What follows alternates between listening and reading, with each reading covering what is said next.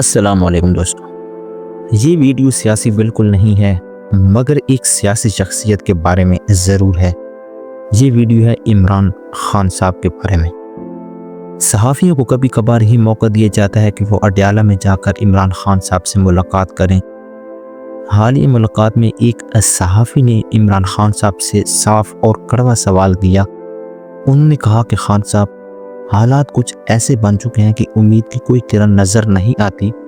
نظام ایک ایسے موڑ پر کھڑا دکھائی دیتا ہے جہاں سے واپسی مشکل محسوس ہوتی ہے۔ کیوں نہ آپ کوئی ڈیل کر لیں، کوئی راستہ نکالیں، رہا ہو جائیں، اس اذیت اور اس مصیبت سے نکل آئیں اور پھر باہر آ کر آگے کا فیصلہ کریں۔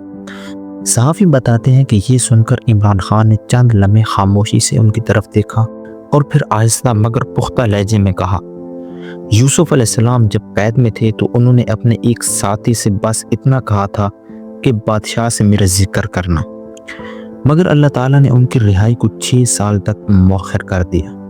خان صاحب نے کہا، جو خدا حضرت یوسف علیہ السلام کا تھا وہی میرا خدا ہے۔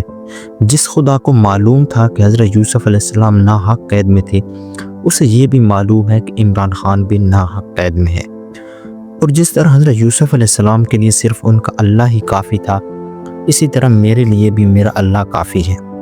میں اپنی رہائی کے لیے کسی سے کوئی بات نہیں کروں گا، کوئی ڈیل نہیں کروں گا، میرے لیے بس میرا اللہ کافی ہے۔ صحافی کہتے ہیں کہ یہ جواب سن کر وہ بالکل خاموش ہو گئے، اور جب یہ بات مجھے پتہ چلی تو میں سوچنے لگا کہ کیا یہ وہی عمران خان ہے جس نے ایک گلیمرس زندگی گزاری، جس کی جوانی آزادی اور رنگینیوں سے جڑی رہی؟ کیا وہی انسان آج ایمان اور یقین کے اس مقام پر کھڑا ہے کہ سننے والا بھی حیران رہ جائے؟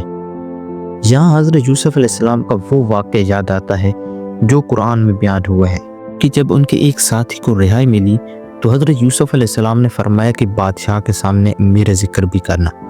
وہ ناحق قید میں تھے اور یہ ایک فطری بات تھی کہ حق حکمران تک پہنچے، مگر انبیاء کا مقام بہت بلند ہوتا ہے اور اللہ تعالیٰ اپنی خاص حکمت کے تحت ان کے ذریعے ہمیں بڑے سبق سکھاتے ہیں۔ یہ کہنا درست نہیں کہ حضرت یوسف علیہ السلام نے اللہ کو چھوڑ کر کسی انسان کا سہارا لیا۔ بات صرف اتنی تھی کہ ایک سبب اختیار کیا گیا، مگر اللہ تعالیٰ نے ہمیں یہ سکھایا کہ اصل سہارا صرف وہی ہے۔ پھر قرآن بتاتا ہے کہ شیطان نے اس شخص کو یہ بات بھلا دی۔ یہ اللہ تعالیٰ کی قدرت پر کوئی سوال نہیں تھا، بلکہ ایک الہی منصوبہ تھا، ایک تربیت اور ایک امتحان۔ ہم سب ایمان اور یقین کی باتیں بہت آسانی سے کر لیتے ہیں۔ تقریریں کرنا مشکل نہیں، مگر مشکل یہ ہے کہ جب آزمائش خود آ جائے تو ہم کہاں کھڑے ہوتے ہیں۔ ناحق قید میں موجود ہر انسان کے لیے دل دکھتا ہے، انصاف سب کو ملنا چاہیے، مگر ساتھ ہی ہمیں یہ بھی سوچنا چاہیے کہ اللہ تعالیٰ کے فیصلے ہمارے اندازوں سے مختلف ہوتے ہیں۔ حضرت یوسف علیہ السلام مکمل معصوم تھے، بے گناہ تھے، پھر بھی انہوں نے برسوں قید کاٹی، اور وہ قیدیں آج کی قیدوں سے کہیں زیادہ سخت تھیں، مگر جب وقت آیا تو اللہ تعالیٰ نے انہیں مصر کا حاکم بنا دیا۔ اللہ کے فیصلے خاموش ہوتے ہیں مگر گہرے ہوتے ہیں۔ ہر تاخیر میں ایک مصلحت ہوتی ہے، ہر آزمائش میں ایک مقصد۔ کامیابی صرف ظاہری نہیں ہوتی، اگر اللہ کسی کو اپنا قرب دے دے، اپنے اوپر کامل یقین عطا کر دے تو یہی سب سے بڑی کامیابی ہوتی ہے۔ یہ دنیا عارضی ہے، یہ فیصلے عارضی ہیں، یہ عدالتیں عارضی ہیں۔ اصل عدالت تو وہ ہے جہاں سب کو حاضر ہونا ہے۔ اس لیے ہمیں اپنی کامیابی اور ناکامی کی تعریف بدلنی ہوگی۔ ہو سکتا ہے کہ جسے ہم ناکام سمجھ رہے ہوں وہ اللہ کے نزدیک کامیاب ہو۔ اللہ بے نیاز ہے، وہ جسے چاہے جس مقام پر پہنچا دے۔ اس لیے کسی پر حکم لگانے سے پہلے ہمیں اپنے گریبان میں جھانکنا چاہیے۔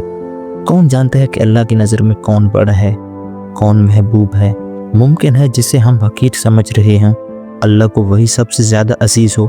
تو عزیز دوستو، یہ تھی آج کی ہماری ویڈیو۔ اگر آج کی یہ ویڈیو آپ لوگوں کو اچھی لگی تو پلیز ویڈیو کو لائک کریں اور ہمارے چینل کو سبسکرائب کریں۔ شکریہ۔